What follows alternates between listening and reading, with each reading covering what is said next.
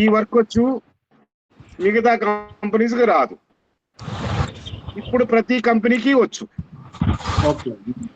So ప్రతి company కూడా వాళ్ళు ఈ ప్రాజెక్టుల్ని వాళ్ళు తెచ్చుకోవచ్చు, లేకపోతే మేము ఇస్తాం.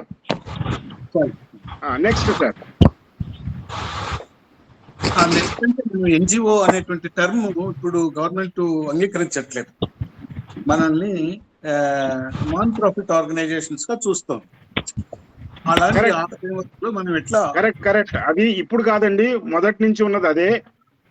ఎన్జిఓ అనేది నాన్ ప్రాఫిట్ ఆర్గనైజేషనే, ప్రాఫిటబుల్ ఆర్గనైజేషన్ కాదు.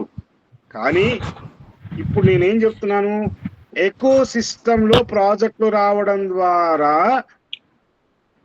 మనకి కొంత ఆదాయం కనిపిస్తోంది. ఆ ఆదాయం దేని గురించి చూపిస్తాం?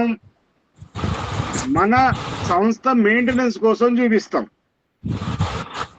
సార్. ప్రతిదీ మనము బండి డ్రైవ్ చేయాలంటే ఒకటే స్టాండ్ని మనం స్టీరింగ్ అలా గట్టిగా పట్టుకుంటే వెళ్ళి యాక్సిడెంట్ అయిపోతాం. కొద్దిగా మారుస్తూ ఉంటే, ఇప్పుడు మన దానేమంటారు, ఈసీజీ స్ట్రైట్ గా వచ్చింది అనుకోండి, మనిషి చచ్చిపోయినట్టు లెక్క. కింద మీద జరిగితే మనిషి బతుకున్నట్టు లెక్క. అలాగే గవర్నమెంట్ చెప్పింది మనం నాన్ ప్రాఫిటబుల్ ఆర్గనైజేషన్, కరెక్టే. కానీ ప్రాజెక్టు రన్ చేయాలి అంటే మనం బతుకుండాలి కదా. కాబట్టి ఎంతో కొంత ఆదాయం లేకుండా మనం ఆ ప్రాజెక్ట్ ని చేయలేము. ఆ ప్రాజెక్ట్ ద్వారా మనకు రెగ్యులర్ గా కొంత ఆదాయం వస్తుంది. దాన్ని మనం డిక్లేర్ చేయొచ్చు, నాన్ డిక్లేర్ చేయకపోవచ్చు. సార్ చెప్పండి, మీ క్వశ్చన్ కి answer. That's all. Thanks for the clarifications. Okay sir. ఇంకెవరికైనా?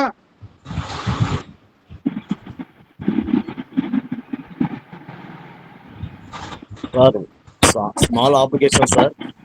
చెప్పండి సార్. ఇప్పుడు స్మాల్ ఎన్జిఓస్ సార్, మాకు మీతో ప్రయాణం చేయడం చాలా ఇష్టంగా ఉంది సార్. మా మ్యాథ్ సార్. అయితే మాకు చెప్పాను మీకు, ఇందాక చెప్పాను అతి చిన్న బిజినెస్ కూరగాయల వ్యాపారం 100 కోట్లకు వెళ్ళగలదా? వెళ్ళలేదు కదా. ఒక ఎన్జిఓ కూడా, మీరు చిన్న వాళ్ళు, మీరు కూడా 100 కోట్లకు వెళ్ళొచ్చండి. కేవలం మీలో ఉండాల్సింది ఏంటంటే మనోబలం, కాన్సన్ట్రేషన్. కూరగాయల వ్యాపారం ఎలా 100 కోట్లకు వెళ్ళిందో చెప్తాను. మీరు లైవ్ లో ఉండండి, నేను చెప్తాను, వినండి. లైవ్ లోనే ఉండండి. ఉన్నాను సార్. మీ ఊర్లో ఒక కూరగాయల షాప్ పెట్టాలంటే ఎంత ఖర్చు వస్తుంది సార్? 10,000 అవుతుంది. ఒక షాప్ మీరు ఓపెన్ చేయాలంటే దాని పగడి 10,000 రూపాయలు, దాంట్లో సరుకులు ఒక 10,000 రూపాయలు, ఇన్ఫ్రాస్ట్రక్చర్. మీరు లైవ్ లో ఉండండి, కూడా అర్థమవుతుంది. లైవ్ లో ఉండండి, క్యాలిక్యులేటర్ దగ్గర పెట్టుకోండి. ఎవరైనా ఒకళ్ళు క్యాలిక్యులేటర్ దగ్గర